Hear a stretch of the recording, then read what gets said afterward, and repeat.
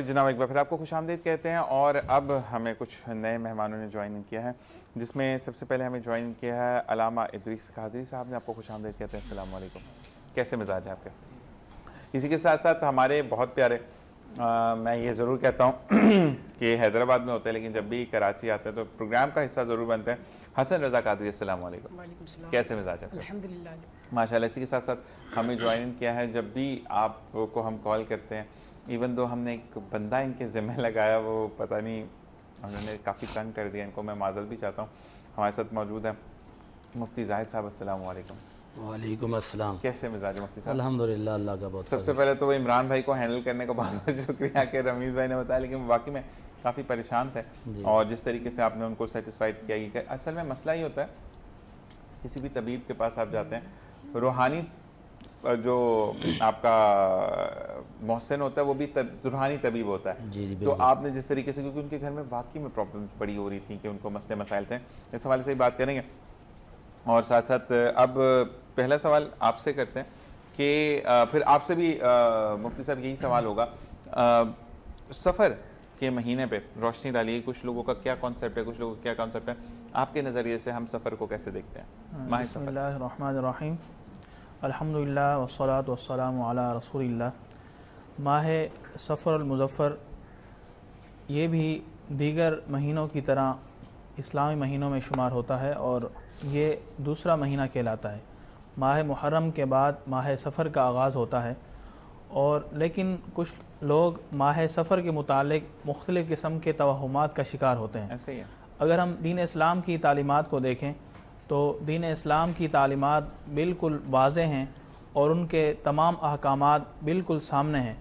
और दीन इस्लाम ने हमें ये तालीम दी कि जो भी इंसान पर मुश्किल या परेशानी आती है वो अल्लाह ताला की तरफ से होती है, और जो भी उसे आसाइश आती है, जो भी उसे आसानी मिलती है, वो भी अल्लाह तबारक व तआला की तरफ से होती है। हाँ, जो उस पर परेशानियाँ परेशानियाँ आती हैं, बाज़ औक़ात वो उसी के अपने आमाल की वजह से होती है, उसी के अपने कोताहियों की वजह से होती है।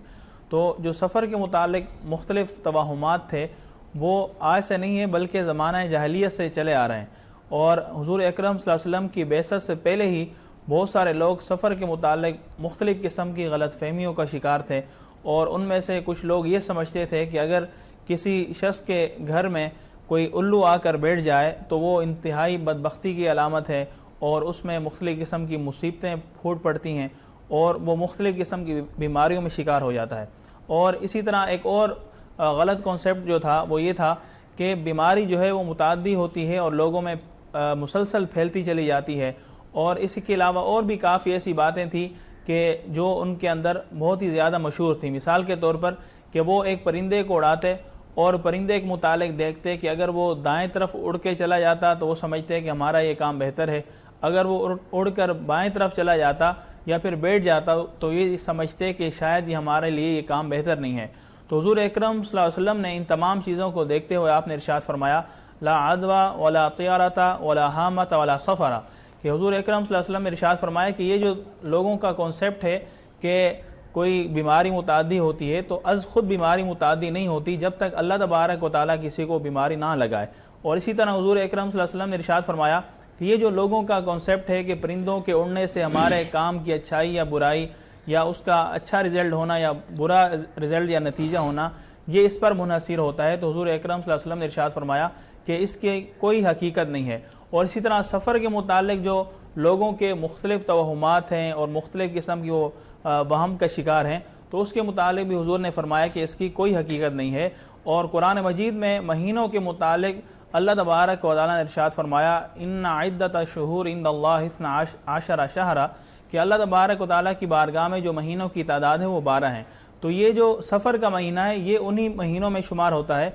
तो इसलिए जो लोग मुख्तलिफ़ किस्म की अजीब अजीब बातों का शिकार होते हैं तो उसकी कोई हकीकत नहीं है, बल्कि दर हकीकत जो इस्लाम की तालीमात हैं वो यही है कि तुम अल्लाह तबारक व तआला पर मुकम्मल भरोसा करो तो यकीनन अल्लाह तबारक व तआला तुम्हारे तमाम मामलात को आसान फरमा देगा। बिल्कुल। साथ साथ ये भी है कि अगर हम दीन इस्लाम की बात करें, और यहाँ पे मुफ्ती साहब भी मौजूद हैं, मौलाना साहब भी मौजूद हैं, कि सिर्फ अल्लाह तबारक व तआला ने एक पैगाम दिया कि हमारा जो दीनी साल है यानी 12 महीने हैं जो, उसमें जो आगाज़ है اس میں بھی قربانی ہے, اور جو انجام ہے یعنی ذی الحج کا جو مہینہ اس میں بھی قربانی ہے.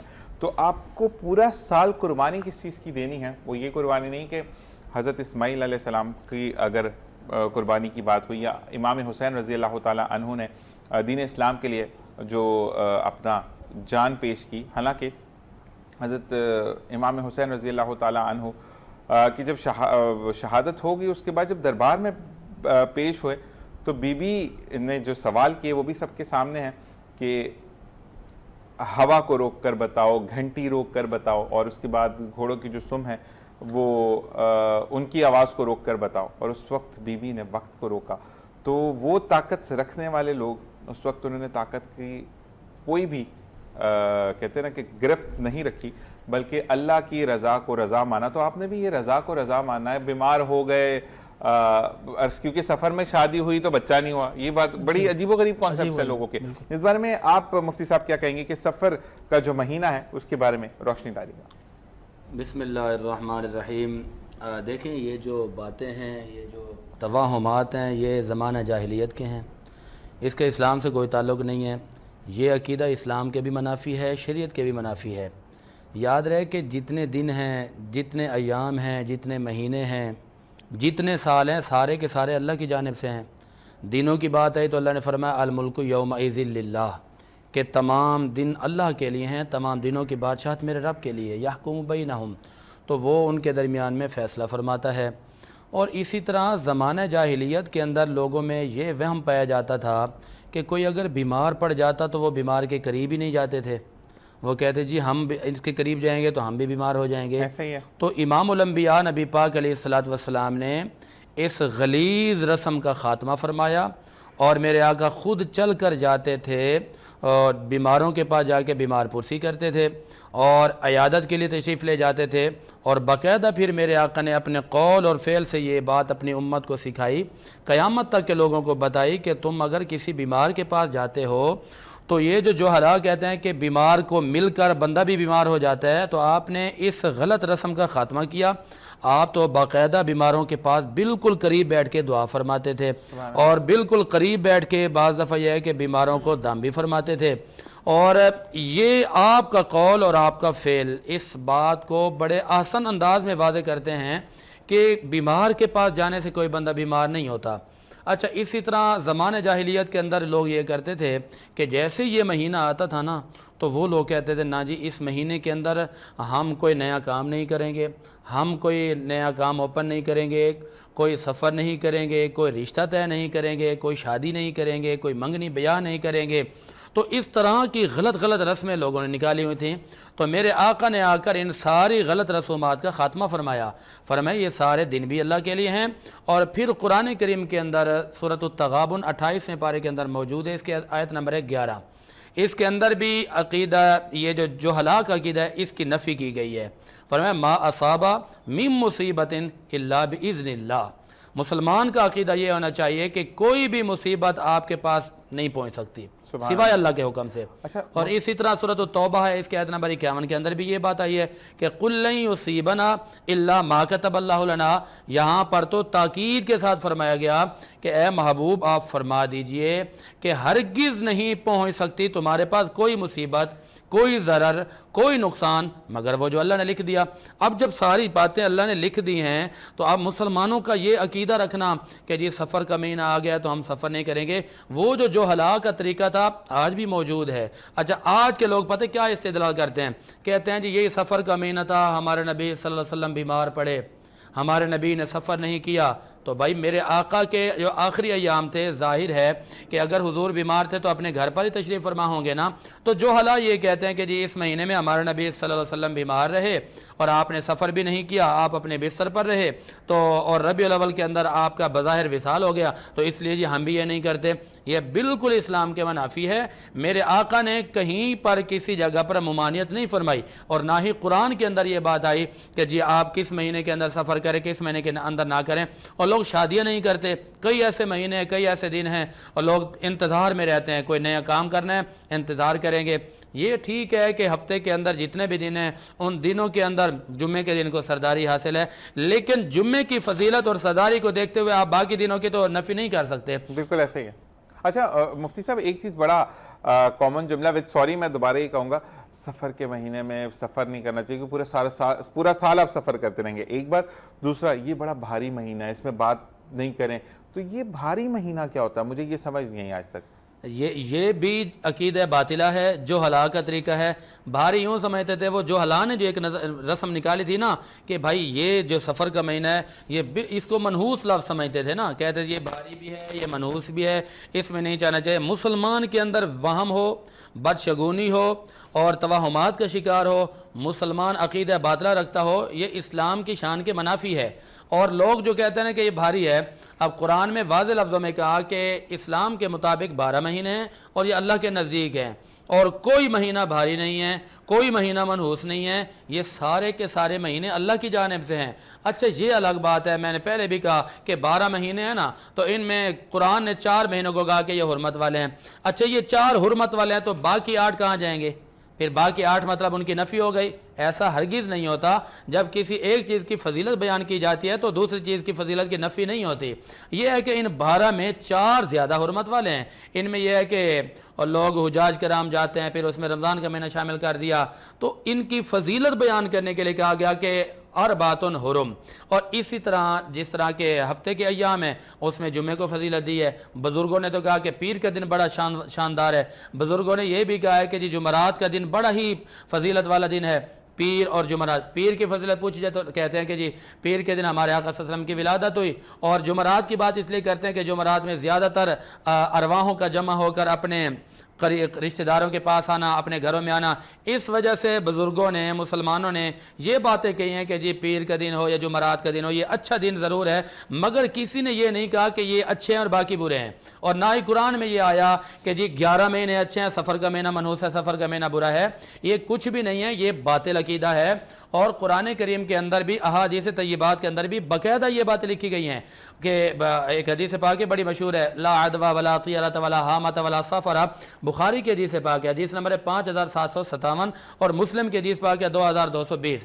اس کے اندر باقاعدہ فرمایا لا عدوى، اس میں وہ نفی کی گئی ہے کہ جو لوگ یہ کہ بیماروں کے پاس نہیں جاتے، نانا نے بیماری لگ جائے گی جی اس سے دور رہیں گے۔ تو میں نے کہا مسلمانوں کا یہ عقیدہ رکھنا ڈوب کے مر جانا چاہیے، شرم آنی چاہیے۔ اور اسی طرح وہ کہتے ہیں کہ وہ کوئی گھر کے آگے سے کوئی پرندہ گزر گیا، کوئی کالی بلی گزر گئی، تو وہ کہتے ہیں نہیں اب تو مصیبت آنی ہی آنی ہے۔ اب جب آپ کے اندر خود سے وہم ہو گیا ہے، پھر اللہ تعالیٰ آپ کے مزاج کے مطابق احکامات فرما دیتا ہے۔ جس طرح آپ وہم کا شکار ہوتے ہیں، کوئی بندہ کہتا ہے نہیں جی وہ ہمارے کاروباری بھی ہے نا کہ جو دکاندار بیٹھے ہوتے ہیں، مجھے ان کی منطق ان کی لوجک بڑی عجیب لگتی ہے۔ صبح صبح کوئی بندہ کوئی جا کے کہے نا کہ جی اللہ کے نام پہ، تو اس کو ڈانٹ دیتے ہیں، جو چلے جاؤ یہاں سے جی، واپسی پہ آ جانا، ابھی ہم نے بسم اللہ نہیں کیے تو ابھی سے آ گئی ہو، یا ابھی سے آ گئے ہو۔ تو اسی طرح کوئی ادھار والا آ جائے تو کوئی ٹھیلے والا اس بات کو نہیں چھوڑتا، کوئی دکاندار اس بات کو، بڑے سے بڑے سٹور والے، وہاں پر کوئی مجبور چلا بھی جائے نا، یا اللہ کے نام کا سوال کر دے یا ادھار کی بات کر دے، تو لوگوں نے لکھ کے رکھا تھا ادھار ایک جنگ ہے اس لیے بند ہے، ادھار کشمیر کی آزادی تک بند رہے گی۔ پھر وہ یہ جملہ بھی کہ نہیں جی نہیں، اگر ابھی ہم نے پہلے گاہک کوئی ادھار پہ دے دیا، پورا دن پھر ادھار پہ جائے گا۔ یہ باتیں مسلمان کی شان کے خلاف ہیں، اسلام کی شان کے خلاف ہیں۔ اسی طرح جملہ آپ نے فرمایا کہ سفر میں کوئی سفر کرے تو لوگ کہتے ہیں جی پورا سال سفر، بھائی یہ کہاں لکھا ہوا ہے؟ اسلام نے ہماری مکمل طور پر تربیت فرمائی ہے، رہنمائی فرمائی ہے، اور اسی طرح یہ کہتے ہیں کہ سفر میں کوئی بیمار پڑا تو بیمار ہی رہے گا۔ تو میں کہتا ہوں کہ مسلمان کا عقیدہ اتنا کمزور نہیں ہوتا، اسلام بڑا پاورفل دین ہے، اور مسلمان کمزور نہیں ہوتا۔ مسلمان کا عقیدہ من گھڑت بھی نہیں ہے، مسلمان اپنے پاس سے بھی کوئی بات نہیں کرتا، بلکہ ہماری تربیت اور رہنمائی کے لیے قرآن بھی موجود ہے، آقا کا فرمان بھی موجود ہے۔ تو اس ماہ مبارک کے اندر میرا یہ مشورہ ہے کہ کوئی کاروبار کرنا چاہتا ہے کرے، شادی کرنا چاہتا ہے کرے، کوئی چیز کی اوپننگ کرنا چاہتا ہے کرے، رشتے لگانا چاہتا ہے لگائے، کوئی بات نہیں ہے، کیونکہ ما اصابک من حسنۃ فمن اللہ، ما اصاب من مصیبت الا باذن اللہ، کوئی بھی کام میرے رب کے حکم کے بغیر ہو ہی نہیں سکتا۔ بالکل ایسے ہی ہے مفتی صاحب۔ یہاں پر سفر کے حوالے سے میں یہ کہوں گا کہ ہو سکتا ہے ہم سفر میں سفر کریں، تو اللہ تبارک و تعالیٰ اسی سال ہمیں سفر عمرہ پر لے جائے سبحان تو وہ اللہ۔ زبر ہے۔ اسی کے بعد ہم سفر عمرہ سے واپس آئیں تو ہم کربلا کی وہ تمام زیارتیں کر کے آئیں۔ تو اللہ تبارک و تعالیٰ نے ہر چیز لکھ چھوڑی ہے، صرف اور صرف تعین آپ نے کرنا ہے۔ اور جب حضرت علی رضی اللہ تعالیٰ عنہ کا قول بھی ہے کہ جب تمام امور زندگی بہترین انداز میں گزارنے کے بعد تمہارا دل پھر بھی بے چین رہے تو اس بات کا یقین کر لو کہ تمہارا رب عرش پر تمہیں یاد کر رہا ہے۔ اسی کے ساتھ ساتھ ہم جو ہے وہ حسن سے کہیں گے کہ ہمیں کلام سنیں، اس کے بعد پھر ہم مولانا صاحب کی طرف آئیں گے۔ بسم اللہ الرحمن الرحیم۔ السلام علیکم ورحمۃ اللہ۔ ایک کلام پیش کرتا ہوں، ہو سکے تو میرے ساتھ مل کے سارے شامل ہو جائیں گے۔ نعمتیں بانٹتا جس سمت وہ ذیشان گیا، نعمتیں بانٹتا جس سمت وہ ذیشان گیا، ساتھ ہی منشی رحمت کا قلم دان گیا، لے خبر جلد کے غیروں کی طرف دھیان گیا، لے خبر جلد کے غیروں کی طرف دھیان گیا، میرے مولا میرے آقا تیرے قربان گیا، میرے مولا میرے آقا تیرے قربان گیا، اور دل ہے وہ دل جو تیری یاد سے معمور رہا، دل ہے وہ دل جو تیری یاد سے معمور رہا، سر ہے وہ سر جو تیرے قدموں پہ قربان گیا، سر ہے وہ سر جو تیرے قدموں پہ قربان گیا، اور انہیں جانا انہیں مانا نہ رکھا غیر سے کام، بس انہیں جانا انہیں مانا نہ رکھا غیر سے کام، للہ الحمد میں دنیا سے مسلمان گیا، للہ الحمد میں دنیا سے مسلمان گیا، اور جان و دل ہوش و خرد سب تو مدینے پہنچے، جان و دل ہوش و خرد سب تو مدینے پہنچے، تم نہیں چلتے رضا سارا تو سامان گیا، تم نہیں چلتے رضا سارا تو سامان گیا نعمتیں بانٹتا جسمت وہ ذیشان گیا. سبحان اللہ سبحان اللہ سبحان اللہ. اسی کے ساتھ ساتھ مولانا صاحب آپ سے سوال ہے کہ توکل کرنے کے لیے اللہ تعالیٰ نے کیا فرمایا ہے؟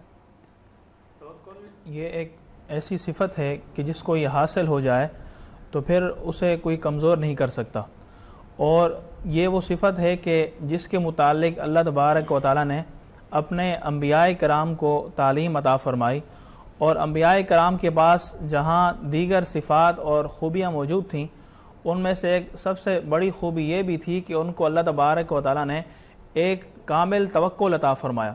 اور توکل کا مطلب یہ ہے کہ جب تمام اسباب جمع کر لیں تو اس کے ساتھ ساتھ آپ اللہ تبارک و تعالیٰ کی ذات پر مکمل بھروسہ کریں اور یقین رکھیں کہ اللہ تبارک و تعالیٰ مجھے ضرور کامیابیاں عطا فرمائے گا.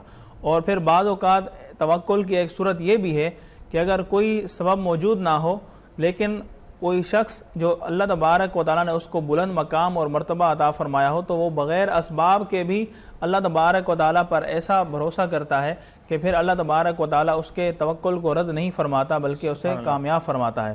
جیسا کہ قرآن مجید میں اللہ تبارک و تعالیٰ نے ارشاد فرمایا وَمَن يَتَوَكَّلْ عَلَى اللَّهِ فَهُوَ حَسْبُهُ، کہ جو اللہ تبارک و تعالیٰ پر توکل کرتا ہے، بھروسہ کرتا ہے، تو پھر اللہ تبارک و تعالیٰ اسے کافی ہو جاتا ہے. یعنی اللہ تبارک و تعالیٰ اس کے توکل کو پورا کرتا ہے اور اس کے کاموں کو آسان کرتا ہے. اور اسی طرح ایک اور مقام پر ارشاد فرمایا گیا فَإِذَا عَزَمْتَ فَتَوَكَّلْ عَلَى اللَّهِ، کہ جب تم کسی بھی کام کا مکمل طور پر ارادہ کر لو تو پھر اس کے ساتھ ساتھ تم اللہ تبارک و تعالیٰ کی ذات پر بھروسہ کرو. اور ایک مسلمان کی نشانی یہی ہے کہ وہ اپنے زندگی کے تمام معاملات میں جہاں وہ دیگر اسباب اختیار کرتا ہے اس کے ساتھ ساتھ اللہ تعالیٰ کی ذات پر توکل بھی کرتا ہے. بسا اوقات ایسا ہوتا ہے کہ تمام اسباب اختیار کر لیتے ہیں. اسباب کا مطلب یہ ہے کہ جتنی بھی ضرورت کی چیزیں ہیں، لیکن ہمارے دل میں ایک وہم سا ہوتا ہے، ہمارے دل میں بے چینی سے ہوتی ہے کہ پتہ نہیں ایسا ہوگا نہیں ہوگا، میں کامیاب ہوں گا نہیں ہوگا. لیکن قرآن کی تعلیمات یہ ہیں اور احادیث کی تعلیمات یہ ہیں کہ جب تم کسی چیز کا مکمل ارادہ کر لو اور وہ جائز کام ہو تو پھر تم اللہ تبارک و تعالیٰ کی ذات پر بھروسہ کرو تو اللہ تبارک و تعالیٰ کی مدد تم پر ضرور آئے گی اور ضرور شامل حال ہوگی. اور اس کی بے شمار مثالیں ہیں. اگر انبیاء کرام کی مبارک سیرت اور ان کی زندگی کے متعلق بات کریں تو ہمیں بے شمار ایسی مثالیں مل جاتی ہیں. اگر حضرت موسیٰ علیہ السلام کے توکل کی ہم بات کریں تو حضرت موسیٰ علیہ السلام نے اللہ تبارک و تعالیٰ کی بارگاہ میں دعا کی کہ اللہ تو فرعون کو غرق فرما دے اور اس کو مرتے دم تک تو ایمان کی دولت نصیب نہ فرمانا کیونکہ اس نے تیری مسلسل نافرمانی کی ہے. تو اللہ تبارک و تعالیٰ نے حضرت موسیٰ علیہ السلام کی دعا کو قبول فرمایا اور ساتھ ہی ساتھ اللہ تعالیٰ نے بتا دیا کہ آپ کی دعا کو قبول فرما لیا گیا. لیکن اس کے بعد بھی فرعون غرق نہیں ہوا بلکہ 1 سال گزر گیا، 2 سال گزر گئے، یہاں تک کہ 10 سال گزر گئے، 20 سال گزر گئے، 30 سال گزر گئے، لیکن اس کے بعد بھی آپ نے دیکھا کہ فرعون غرق نہیں ہوا. لیکن اللہ تعالیٰ کی ذات پر بھروسہ تھا کہ اللہ تبارک و تعالیٰ فرعون کو ضرور غرق فرمائے گا. اور آخر وہ جو اللہ تعالیٰ نے آپ کو بتایا تھا کہ آپ کی دعا قبول فرما لی گئی ہے وہ 40 سال کے بعد فرعون کو غرق کیا گیا. اور یہ حضرت موسیٰ علیہ السلام کی مبارک زندگی سے ہمیں معلوم ہوتا ہے کہ اللہ تبارک و تعالیٰ کی ذات پر بھروسہ کر لینا یہی ایمان کی مضبوطی کی نشانی ہے. یعنی دعا کر لی اور دعا کرنے کے بعد تمام نتائج اللہ تبارک و تعالیٰ کی ذات پر چھوڑ دیے تو اللہ تبارک و تعالیٰ یقیناً دعاؤں کو قبول فرمانے والا ہے. اور جب مومن بندہ اللہ تعالیٰ کی ذات پر بھروسہ کرتا ہے تو پھر اللہ تبارک و تعالیٰ کی مدد ضرور شامل حال ہوتی ہے. سبحان اللہ. اچھا جی، ہم آتے ہیں دوبارہ حمزہ کی طرف. مجھے یہ بتاؤ حمزہ کہ اکثر لوگوں کو سکن الرجیز ہو جاتی ہیں. مطلب آپ کی تو اپنا برانڈ ہے دل فریب، آپ نے تو ڈیپتھ میں جا کے دیکھا ہوگا کہ میرے برانڈ کو کوئی ہارم چیزیں نہ ہوں. تو مجھے بتاؤ کہ اگر کسی کو سکن الرجی ہے تو ان کے لیے بھی یہ برانڈ جو ہے یعنی دل فریب جو ہے وہ اسینشیل ہے کہ وہ یوز کر سکتے ہیں؟ جی بالکل. میں آپ کو ایک بات اور بتاتا چلوں. یہ جو ہمارا برانڈ ہے وہ افرا سرٹیفائیڈ ہے، یعنی کہ ایک ایسوسیشن ہے انٹرنیشنل فریگرنس ایسوسیشن، اس سے ہمارا برانڈ سرٹیفائیڈ ہے، باقاعدہ ہمیں سرٹیفیکیشن ملی ہوئی ہے. تو یہ इंटरनेशनल स्टैंडर्ड के परफ्यूम्स हैं, इसको हर कोई लगा सकता है। मतलब स्किन फ्रेंडली है, कोई हार्म नहीं है। अच्छा मुझे एक बात और बताओ, क्योंकि स्किन फ्रेंडली तो बड़ा बंदा तो फिर फर्ज करें मुझे एलर्जी हो गई, मैं किसी ओकेजन में हूँ सॉरी, तो मैं फिर भी उसको बर्दाश्त करूंगा, लेकिन बच्चों में बड़ा प्रॉब्लम आता है कि जो न्यू बॉर्न्स होते हैं तो अक्सर आजकल माँ और बाप को बड़ा के बच्चे को देखने आ रहे हैं, बच्चे से ज्यादा खुद खुशबू वेयर कर लेते हैं। तो अगर कोई न्यू बॉर्न है घर में, नया बच्चा पैदा हुआ है, तो उसके साथ भी इस फ्रेग्रेंस को वेयर करके आप बच्चे को उठा सकते हैं? बिल्कुल लगा सकते हैं, ये मतलब सेफ है, जबरदस्त हो गया। अच्छा मुझे एक बात बताओ कि आजकल जैसे खाम तेल महंगा हुआ तो उससे पेट्रोल की प्राइसेस बढ़ गई, तो आपका ऐसा तो नहीं है कि पेट्रोल की प्राइस बढ़ेगी तो मेरे डिओड्रेंट की प्राइस भी बढ़ जाएगी? देखें हर चीज़ के जो प्राइसिंग है वो बढ़ चुकी है, क्योंकि हम इसका जो रॉ मटेरियल है, मैं आपको बताता चलूँ, हम मुख्तलिफ मुल्कों से इसको इंपोर्ट करते हैं। ज़बरदस्त। तो जैसे कि फ्रांस से, इटली से, मिडिल ईस्ट से, तो हर चीज़ महंगी हो गई है, और जो हमें ऑयल हैं वो भी महंगे पड़ रहे हैं, लेकिन हम कोशिश कर रहे हैं कि उसी प्राइस में कस्टमर्स को अपने नहीं, एक चीज़ होती है, मैंने ये देखा हमजा कि ना कुछ ब्रांड्स ऐसे जो एवरी टाइम पेट्रोल के साथ वो कीमत बढ़ा रहे हैं लेकिन कम नहीं कर रहे, तो आपका ऐसा तो नहीं है ना? मतलब देखिए अब नेचुरली सी बात है, कोई पॉकेट से तो नहीं लगाएगा, लेकिन एक चीज होती है ना कि एक दफा तायुन कर लिया फिर कुछ अरसे उस पर स्टेबल रहे हैं हम, ऐसा ही आपका? जबरदस्त। मुफ्ती साहब आपकी तरफ आते हैं, जब भी मुफ्ती साहब आते हैं तो कुछ सवाल ऐसे होते हैं कि जो हम आउट ऑफ द वे जाके करते हैं, लेकिन अभी एक बहन का सवाल आया कि ज़र मौश के लिए बच्चे जाते हैं और खाली हाथ लौट कर आ जाते हैं। पिछले 2 साल से ऐसा चल रहा है कि अब तो पड़ोसी ने भी देखना बंद कर दिया कि ये कहीं मांगेंगे, उन्होंने लिखा कि भीख ही ना मांग ले। तो कुछ ऐसा वजीफा या कोई ऐसा अमल बता, रोज़ी बहाल हो जाए और घर में पैसा आना शुरू हो जाए? जी ज़िशान अज़हर साहब, सबसे बड़ा वजीफ़ा तो नमाज है। ये तो हमारा इस्लामी हुक्म है, नमाज पढ़नी चाहिए। और उसके बाद एक वजीफ़ा यह है कि मुआशियात में तरक्की के लिए, मुआश में बेहतरी के लिए, रोज़गार में कामयाबी के लिए, कारोबार में तरक्की के लिए, मतलब हर तरह की तरक्की के लिए भी ये वजीफ़ा इस्तेमाल किया जा सकता है। लेकिन खुसूसन ये मुआश की तरक्की के लिए सूरतुल वाक़िया जो कि 27वें पारे के अंदर मौजूद है, उसको आप असर और मगरिब के दरमियान में 3 दफ़ा कम अज़ कम पढ़ें। सही है। अगर वो कुरान पढ़ी हुई नहीं है तो मैं बिल्कुल इससे भी आसान वजीफ़ा बता सवाल ऐसा था कि कुछ ऐसा नाम बता दीजिएगा तो कि हम कुरान पढ़े हुए नहीं हैं। अच्छा हाँ बिल्कुल, तो वो लोग जिन्हें कुरान पढ़ना नहीं आता या ये इस तरह की सूरतें पढ़ने में कोई दुश्वारी होती है, यानी दुश्वारी से मुराद यह है कि वो पढ़े हुए नहीं हैं, तो उनके लिए है कि या खालिकु या मालिकु या राज़िकु, इन 3 अस्मा का विर्द जारी रखें, नमाज पंजगाना का एहतमाम करें और हर नमाज के बाद कम अज़ कम 313 मरतबा ये 3 अस्मा हैं इनको पढ़ें। तो इंशाअल्लाह अज़्ज़ व जल आपकी जो भी मामलात हैं, जो भी मसाइल हैं, इन 3 अस्मा की बरकत से वो आपके मामलात हल हो जाएंगे। इसके अलावा और भी आसान चाहते हैं तो फिर सूरह कौसर है कुरान करीम की, इन्ना आतैनाकल कौसर फसल्लि लिरब्बिका वनहर इन्न शानिअका हुवल अबतर। ये वो वजीफ़ा है, कारोबार की तरक्की के लिए है, रोज़गार में तरक्की के लिए है, मुआशियात की तरक्की के लिए है। अगर किसी का रिश्ता नहीं लगता तो उस रिश्तों की बंदिश को दूर करने के लिए है। कोई और रुकावटें हैं, किसी ने कह दिया जी आप पर जादू हो गया है, तो हर नमाज के बाद 11 मरतबा सूरह कौसर पढ़ें।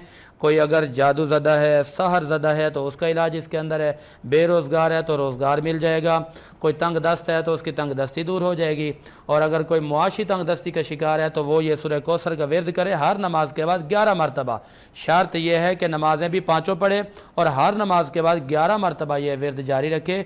इंशाअल्लाह अज़्ज़ व जल अल्लाह के फजल करम से, मेरे आका की नज़र इनायत से आपका ज़रूर भी ज़रूर रुका हुआ काम भी हो जाएगा और बीमारियां भी ख़त्म हो जाएंगी। अच्छा मुफ्ती साहब, 2 सवाल आए हैं, वो एक ये है कि अगर फ़र्ज़ करें जैसे घर में आप हैं और आपकी वालदा बहन या कोई भी नहीं पढ़ा हुआ या आप कोई भी रिश्तेदार हैं, तो आप वो पढ़ें सूरत और उसके बाद वो सुने तो उनका उसमें भी अमल हो जाएगा, या खुद पढ़ना ज़रूरी है, या मोबाइल में डाउनलोड करके उसको सुने उसके बाद दुआ करना है? बड़ा आलीशान सवाल, बहुत आलीशान सवाल किया आपने। अच्छा ये सवाल जो है ना, अमूमी तौर पर हमारे हर बंदे को सहूलत चाहिए। दुकानदारों को देखो तो वो भी टेप रिकॉर्डर लगा देते हैं, मोबाइल पे लगा के सुनते हैं। घरों के अंदर भी आजकल सूरह बकरा या दीगर कुरान के आयात हैं वो रिकॉर्ड की हुई सुनते हैं। देखें कि अगर आप सुनेंगे तो फ़कत सुनने का सवाब मिलेगा, آپ کو پڑھنے کا ثواب نہیں ملے گا۔ یہ جو آپ کو وظائف بتائے جا رہے ہیں اس میں باقاعدہ میں یہ کہہ رہا ہوں کہ آپ نے پڑھنے ہیں، آپ نے سننے نہیں ہیں۔ اسی طرح ہمارے مساجد کے اندر ہماری مساجد کے اندر نا روزانہ کی بنیاد پر عشاء کی نماز کے بعد ایک عمل ہوتا ہے، اور جو کہ میں خود بھی پڑھتا ہوں اور ہمارے ہاں پڑھا بھی جاتا ہے۔ نماز پڑھنے کے بعد سورہ ملک کی تلاوت کی جاتی ہے۔ اچھا، لوگ بڑے ادب کے ساتھ بیٹھ کے سورہ ملک سنتے ہیں، پھر دعا میں شامل ہوتے ہیں۔ میں ان کو پہلے بھی بتا چکا ہوں، اب بھی بتا دیتا ہوں کہ آپ کا عمل بہت اچھا ہے، لیکن آپ اس غلط فہمی میں نہ رہنا کہ آپ اگر سورہ ملک سن رہے ہیں تو آپ کو بھی اتنا ہی ثواب ملے گا جتنا امام صاحب کو مل رہا ہے۔ نہیں، لیکن ایک بات ہے کہ اگر میں پڑھانوا نہیں ہوں، میں نے قرآن پاک کو کبھی بھی نہیں پڑھا، ٹھیک ہے نا، کہ سورہ بقرہ کا سٹارٹ ہی مجھے نہیں پتا، تو اس صورت میں، کیونکہ یہ رمیز بھائی کے سوال ہے، میرے نہیں ہیں، تو مجھے یہ بتائیے گا کہ اس صورت میں تو پھر مجھ پہ تھوڑی بہت تو چھوٹ ہوگی نا، کہ میں تو پڑھا ہوا ہی نہیں ہوں نا۔ اس میں یہ ہے کہ پہلا تو میرا جواب یہ ہوگا کہ پڑھے ہوئے نہیں ہیں تو پڑھائی حاصل کرنے کی عمر کی کوئی قید نہیں ہے، آپ پڑھنے کی کوشش کریں۔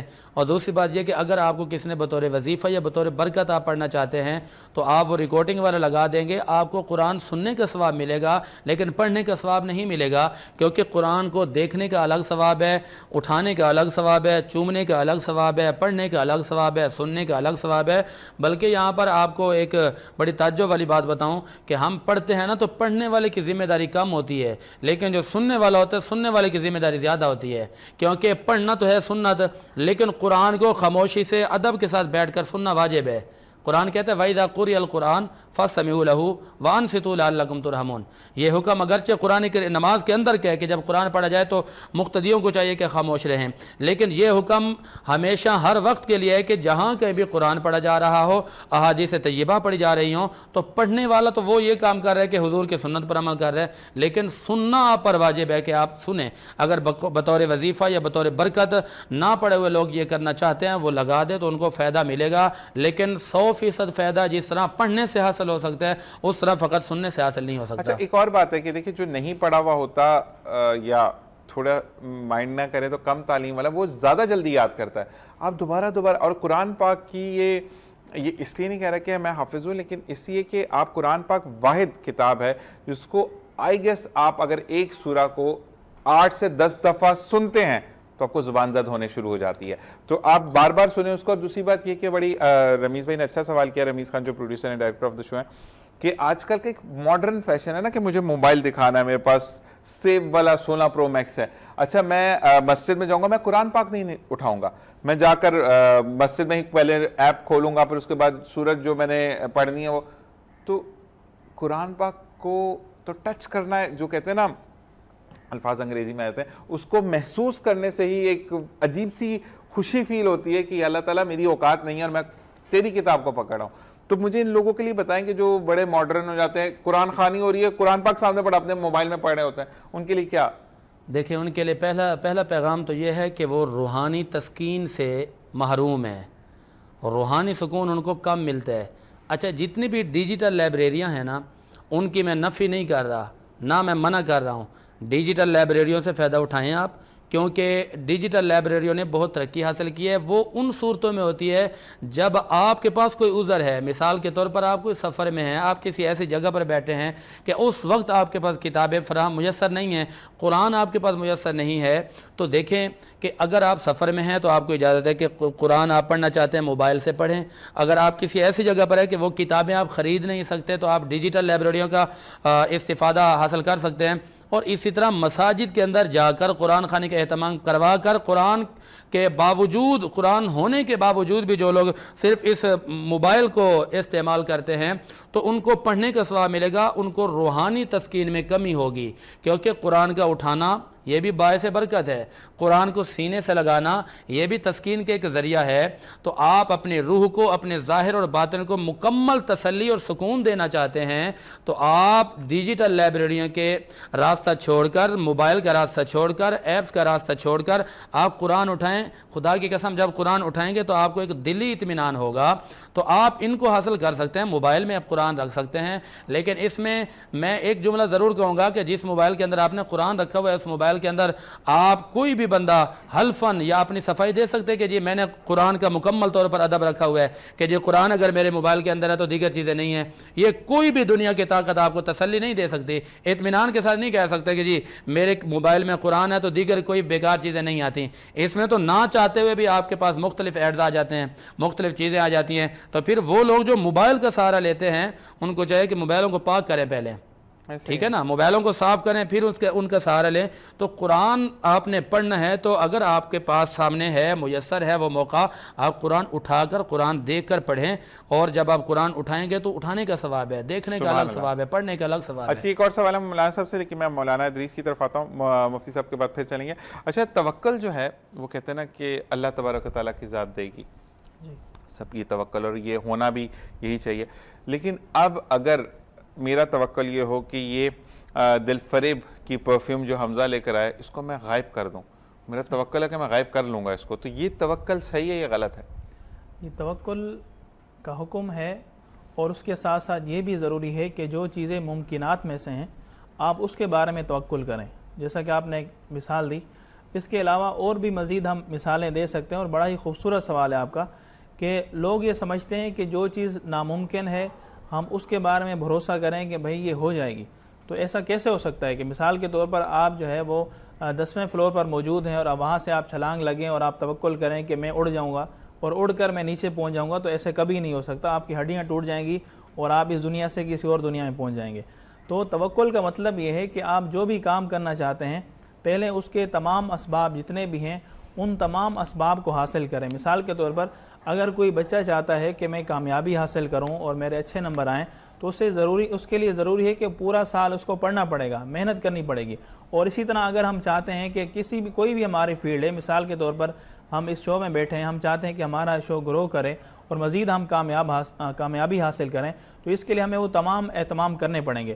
اور اسی طرح مثال کے طور پر اگر کوئی شخص چاہتا ہے کہ میرا بزنس جو ہے وہ گرو کرے اور میں مزید کامیاب ہو جاؤں تو اس کو مارکیٹنگ پر بھی کام کرنا ہوگا۔ اور آپ کے لیے میں ویسے مثال دے رہا ہوں، اس کے علاوہ میں ویسے مثال دے رہا ہوں، بیچارہ گروہ پہ چل رہا ہے جی کہ اس کو مارکیٹنگ پر بھی کام کرنا ہوگا، اس کو اپنے اخلاق پر بھی کام کرنا ہوگا، کسٹمر ڈیلنگ پر بھی کام کرنا ہوگا، اور ساتھ ساتھ اس کو ایک اپنا اعتماد بلڈ کرنا ہوگا تاکہ جب وہ مارکیٹ کے اندر آئے تو جیسے ہی کسی بھی پروڈکٹ کا نام لیا جائے تو فوراً اس کے پس پردہ جتنی بھی ضروری چیزیں ہیں وہ لوگوں کے ذہن میں آئیں۔ تو توکل کا اور مسلمان کی زندگی میں توکل کا مطلب یہ ہونا چاہیے کہ وہ سب سے پہلے تمام چیزیں جو اسباب ہیں ان کو حاصل کرے، اور اس کے بعد جب وہ فیلڈ کے اندر قدم رکھے اور ساتھ ساتھ اللہ تعالیٰ کی ذات پر بھی بھروسہ ہو، تو اسی کو ہی کہا گیا فَإِذَا عَزَمْتَ فَتَوَكَّلْ عَلَى اللَّهِ، کہ جب تم کسی کام کا مکمل طور پر ارادہ کر لو اور تمام اسباب بھی اس کے لیے تم تیار کر لو تو پھر تم اللہ تعالیٰ کی ذات پر بھروسہ کرو۔ تو اس مقام پر پھر اللہ تبارک و تعالیٰ کی مدد شامل حال ہوتی ہے۔ اگر آپ کا بزنس ہے تو بزنس بھی کامیاب ہوگا، اگر آپ کوئی تعلیم حاصل کر رہے ہیں تو اس میں بھی اللہ تبارک و تعالیٰ کامیابی عطا فرمائے گا، اور اگر کوئی بھی آپ کا مشن ہے کہ جو جائز ہے اور آپ تمام اسباب اختیار کرتے ہوئے اللہ تعالیٰ کی ذات پر بھروسہ کرتے ہیں تو یقیناً اللہ تبارک و تعالیٰ آپ کی مدد فرمائے گا۔ اچھا ایک چیز اور سوال کہ شادی ہو گئی، جی اب بچے نہیں ہو رہے، تو بچہ دینے والی ذات یا بیٹا دینے والی ذات، اکثر یہ کہتے ہیں کہ ٹھپا بیٹا ہی ہوگا اللہ تعالیٰ، نماز ہم پڑھتے نہیں ہیں، پھر محلے کے چوک پر ایک بابا رہتے ہیں وہ تعویذ دیتے بیٹا ہی ہوگا، وہ کون سا بھی تعویذ میں ایسا کون سا گنڈا کر کے دیتے ہیں۔ دوسرا وہ مولوی جو بھی وہ پیر شیر جو بھی ہے خود نماز کے ٹائم پہ اٹھتا نہیں ہے نماز پڑھنے کے لیے، اس کو تو لتر مار کے دوسری جگہ لگاؤ۔ مقصد یہ ہے کہ یہ کون سا توکل ہے، مجھے نہیں سمجھ آتی۔ اچھا ایک چیز یہ، اور دوسرا یہ ہے جگہ جگہ آپ نے بھی چوکنگ دیکھی، ساوتری مائی، کالی عمل کی بنگالی یا جو بھی مطلب کالے عمل کی ماہر، آپ مجھے یہ بتائیں کہ کالا عمل تو اٹ سیلف ایک گناہ ہے، تو یہ کون سا توکل ہے کہ ہم وہاں جا رہے ہیں لیکن اللہ پہ بھروسہ کر کے جا رہے ہیں، کون سا توکل ہے ذرا بتائیے گا؟ جی یہ اسلامی تعلیمات کے تو بالکل منافی ہے، اور جادو یہ ایک ایسا ملعون اور غلیظ فعل ہے کہ جس کی شریعت اسلامی میں سختی سے ممانعت کی گئی کہ اگر کوئی شخص جادو کا جو ہے وہ سایہ لیتا ہے یا جادو کے ذریعے وہ مدد حاصل کر کے وہ کسی بھی مقصد کو حاصل کرتا ہے تو وہ کہیں نہ کہیں شریعت اسلامیہ کی خلاف ورزی کا باعث بن رہا ہوتا ہے، اور یہ جادو یہ ایسا مکروہ فعل ہے کہ جس کے اندر یقیناً کہیں نہ کہیں شریعت اسلامیہ کی مخالفت کی جا رہی ہوتی ہے، اور جو جادو کے تعویذ ہوتے ہیں یا اس کی عملیات ہوتی ہیں تو اس میں کہیں نہ کہیں ایسا ہوتا ہے کہ آپ کو اسلام کی معاذاللہ نفی کرنی پڑتی ہے، اسلامی تعلیمات کی نفی کرنی پڑتی ہے۔ مولانا صاحب یہاں پر ایک چیز اور ہے نا کہ جی ہم اللہ سے نہیں مانگ رہے، جی جی جی ایسے کہتے ہیں نا کہ اللہ تعالیٰ نے کہا کہ ڈائریکٹ ڈائلنگ جی کہتے میں ہیں نا، اسی طرف آ رہا ہوں۔ ہاں تو ڈائریکٹ ڈائلنگ کا ذرا بتائیے گا۔ بالکل، ایک تو جو اس کی مکروہیات ہیں اور قبیحات ہیں وہ تو اس میں شامل ہو گئیں، اور دوسرا یہ کہ ہم سراسر جو ہے اللہ تعالیٰ کی جو ذات پر ہم نے بھروسہ کرنا تھا، توکل کرنا تھا، ہم اس کے مخالف جا رہے ہیں۔ ہونا تو یہ چاہیے تھا کہ ہم اللہ تعالیٰ کی بارگاہ میں دعا کرتے، اللہ تعالیٰ سے اس چیز کو طلب کرتے، اور پھر جو ہے وہ بزرگ جو لوگ ہیں، نیک لوگ ہیں، ہم ان کی بارگاہ میں جاتے اور ان سے گزارش کرتے کہ آپ ہمارے لیے دعا کریں کہ اللہ تبارک و تعالیٰ مجھے یہ چیز آسانی عطا فرما دے اور یہ چیز مجھے فراہم کر دے، تو تب تو بات بنتی۔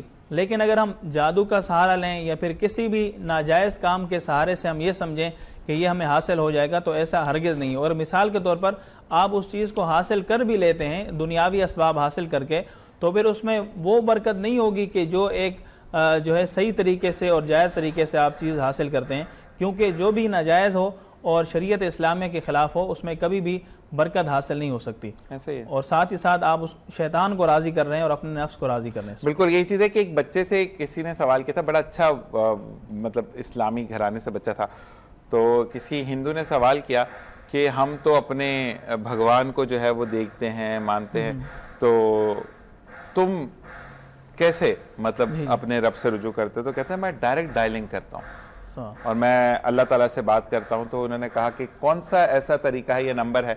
تو اس نے کہا کہ میرے رب کا نمبر ہے 22442242423232۔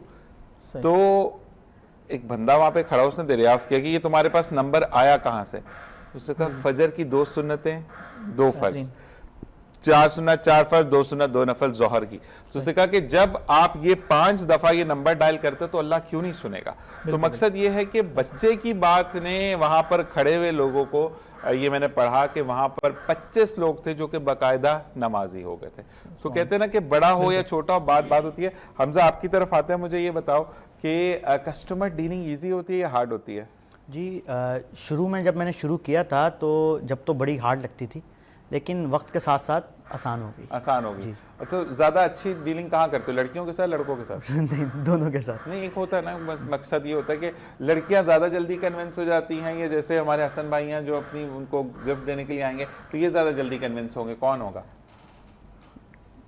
لڑکیاں زیادہ جلدی ہو جائیں گی۔ لڑکیاں زیادہ، یعنی بھابھی کے لیے اگر یہ لینے آتے جو ہماری حیدرآباد میں ماشاءاللہ، تو ان کے لیے حسن بھائی دیر سے کنونس ہوں گے، لیکن بھابھی جب غصے میں ہوتی پھر یہ جلدی کنونس ہو جاتے ہیں۔ ایسے ہی حسن بھائی؟ مذاق کی بات تھی بھائی، کسی نہ کسی پہ تو ہمیں بندوق چلانی۔ تو مجھے بتاؤ کہ اکثر یہ کہا جاتا ہے، نہیں یہ سوال غلط ہو جائے گا لیکن پھر بھی پوچھنا ضروری ہے، کہ کہتے ہیں کہ آپ کی فرض کریں 100 روپے پرائز ہے تو لڑکی کو آپ 150 بتا کے 100 روپے میں بیچتے ہیں، لیکن لڑکے کو آپ ڈائریکٹ 100 بتاتے ہیں کیونکہ لڑکے اتنے بارگیننگ نہیں کرتے، تو کیا یہ بات صحیح ہے؟ نہیں، ہم نے جو رکھی ہے وہ رکھی ہے فکس پرائز، تو جو زیادہ تر خواتین آتی ہیں وہ تو بارگیننگ ہی کرتی ہیں، لیکن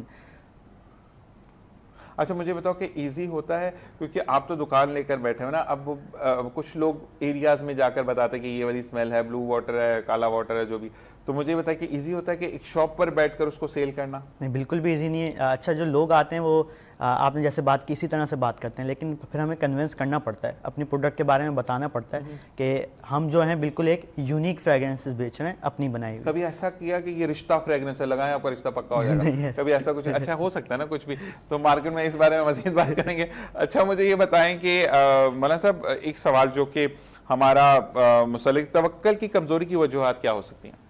توکل کی کمزوری کی مختلف وجوہات ہیں، ان میں سے ایک جو سب سے بڑی وجہ ہے وہ یہ ہے کہ ہم اسباب پر بھروسہ کرتے ہیں۔ مثال کے طور پر اگر ہم چاہتے ہیں کہ ہم کسی بھی کام میں کامیابی حاصل کریں تو ہم اسباب پر مکمل طور پر بھروسہ کرتے ہیں، اور ہم یہ سمجھتے ہیں کہ بس جو کچھ بھی ہے یہ اسباب ہیں اور جو کچھ بھی ہے یہ دنیاوی معاملات ہیں۔ حالانکہ جو بھی آپ کام کرنا چاہ رہے ہیں یا جس بھی کام میں آپ کامیابی حاصل کرنا چاہ رہے ہیں، تو اسباب کے ساتھ ساتھ جو سب سے زیادہ اہم ہے وہ اللہ تعالیٰ کی ذات پر توکل اور بھروسہ ہے۔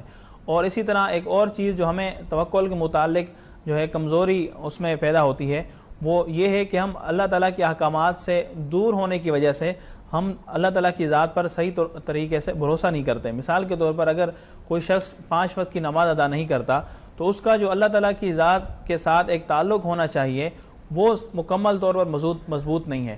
تو جب وہ تعلق ہی مضبوط نہیں ہے, جب وہ کام کرنے لگے گا تو اس کو لگے گا کہ پتہ نہیں اللہ تعالیٰ کی مدد شامل حال ہوگی نہیں ہوگی, اللہ تعالیٰ میرے کام کو آسان کرے گا نہیں کرے گا, تو وہ کہیں نہ کہیں اللہ تعالیٰ کی ذات کو معاذ اللہ بھلا کر وہ دیگر چیزوں کی طرف رجوع کرتا ہے. مثال کے طور پر اگر کوئی شخص اس سے ناراض ہو گیا کہ جس سے اس کا کام وابستہ تھا, تو وہ سمجھتا ہے کہ اب تو میرا کام بالکل ہی نہیں ہوگا. اور اگر کہیں وہ جاب کر رہا ہے تو جو ان کے باس ہیں وہ ہر وقت ہی ان کو منانے میں لگا رہے, اور اگر کہیں نہ کہیں اللہ نہ کرے اس کی جاب چھوٹ جاتی ہے تو اب وہ سر پکڑ کر بیٹھ جائے اور کہے کہ اب تو میرا کچھ نہیں ہو سکتا. حالانکہ رزق دینے والا رازق جو ہے وہ اللہ تبارک و تعالیٰ کی ذات ہے.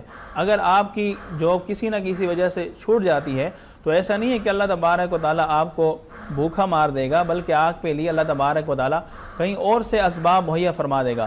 تو اسی لیے زندگی میں کبھی بھی کوئی ناکامی ہو جائے, کبھی بھی انسان پر کوئی مشکل وقت آ جائے, تو بجائے گھبرانے کے وہ محنت کرے, کوشش کرے, اور ساتھ ہی ساتھ اللہ تبارک و تعالیٰ کی ذات پر بھروسہ کرے, تو اللہ تبارک و تعالیٰ اس کے بھروسے کو نہیں توڑے گا بلکہ اس کے لیے مزید آسانیاں فرمائے گا.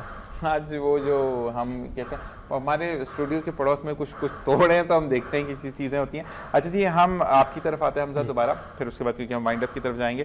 مجھے یہ بتاؤ کہ مارکیٹ میں بہت بڑے بڑے برانڈز ہیں اور بہت بڑا بڑا نام ہے, ٹھیک ہے, اس کو کمپیٹ کرنے کے لیے اگر میں کہتا ہوں تو ایزی ہے آپ کے لیے, یہ بہت بڑا چیلنج ہے, ثابت قدمی تو بہت ضروری ہے, ٹھیک ہے.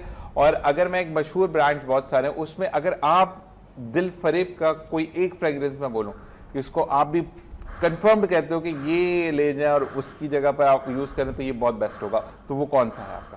جی بارسلونا. بارسلونا, ٹھیک. یہ اچھا بارسلونا یا باہر سلونا والا کون سا والا ہے؟ بارسلونا والا, بارسلونا وہ والی چیز ہے. اچھا مجھے ساتھ ساتھ بتاؤ کہ ایزی ہے یا تھوڑا سا مشکل ہے؟ بہت مشکل ہے, کمپیٹ کرنا بہت مشکل ہے. تو ہر برانڈ کو مارکیٹ میں اپنی جگہ بنانی پڑتی ہے, اس میں ٹائم لگتا ہے. ٹھیک ہے. اچھا جی, مجھے مفتی صاحب آپ سے ایک سوال کرنا, 2 منٹ ہے ہمارے پاس, اس کے بعد ہم وائنڈ اپ کی طرف جائیں گے.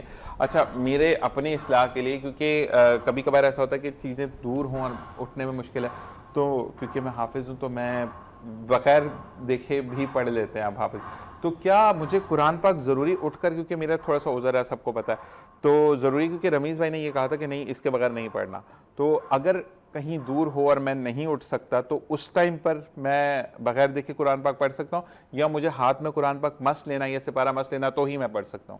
نہیں ذیشان بھائی, یہ ضروری نہیں ہے کہ قرآن پاک کو آپ ہر حالت میں ہر وقت میں اٹھا کر پڑھیں. جو حفاظ کرام ہیں وہ تو چلتے پھرتے بھی پڑھتے رہتے ہیں. اس میں ہے کہ خصوصی طور پر میں جب سفر میں ہوتا ہوں تو 1 پارے 2 پارے 3 پارے پاڑھی لیتا ہوں.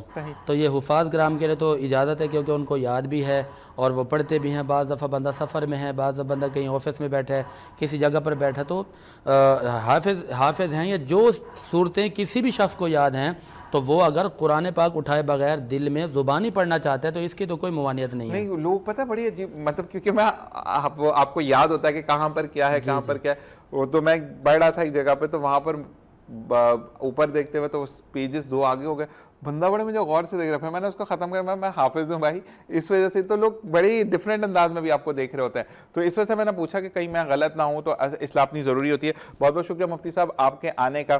اور میں یہ ضرور کہتا ہوں کہ مولانا ادریس صاحب ہوں یا مفتی زاہد صاحب ہوں, یہ وہ لوگ ہیں جو کہ ہماری غلطیاں, جیسے کہ مجھے ایک شک تھا تو میں نے آپ سے پوچھا کہ میں غلط تو نہیں, اور کتنی چیزیں بیماری میں یہ بتا رہے ہوتے ہیں کہ نہیں ذیشان یہ کر سکتے ہیں, ایسا کر سکتے ہیں. اور ہمارے پاس مزید کوئی 3 منٹ ہیں, تو آپ کا بہت بہت شکریہ.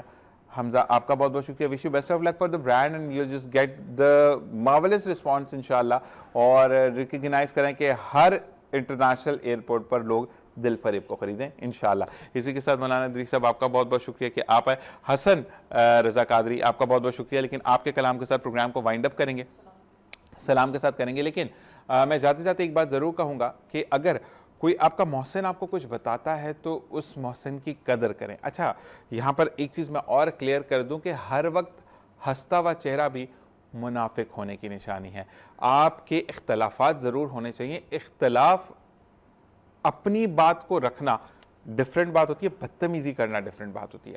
تو آپ نے اختلاف رائے ضرور کرنا ہے کہ مجھے یہ اس طرح لگ رہا ہے اور آپ نے اس کے جو ہے وہ جواب اس طرح دیا, تو یہ تو آپ پوچھ سکتے ہیں. لیکن ہر وقت ہنستا ہوا چہرہ بھی اچھا نہیں ہوتا. اور زندگی میں اگر آپ یہ سمجھتے ہیں کہ نفی کر کر یا غلط بیانات دے کر آپ جیتتے ہیں تو وقتی تو آپ جیتتے ہیں، لیکن اس کا انجام بہت برا ہوتا ہے۔ آج کی نشست میں کوئی بات بری لگی ہو تو تہہ دل سے معذرت خواہ ہیں۔ میں بتاؤں گا کہ کیمرہ پر اس وقت موجود ہے ہمارے شان بھائی، ہمارے ابا جن کا ہم کہتے ہیں، ہمارے کیا کہتے ہیں انور بھائی ہیں، اسی کے ساتھ ساتھ ہمارے پی سی آر میں موجود ہے رمیز خان جو کہ پروڈیوسر اینڈ ڈائریکٹر ہے، میرے عالے بھائی جن کی آج مجھے کچھ چیزیں چاہیے ان سے، تو میں عالے بھائی آپ کو بول رہا ہوں کہ مجھے وہ چیزیں پہنچ جانی چاہیے، اور عالے بھائی ون آف دا ون کہ جو آپ کو بتاتے ہیں کہ آپ کس طریقے سے کر رہے ہیں اور بڑے پیار سے چیزوں کو لے کر جاتا ہے۔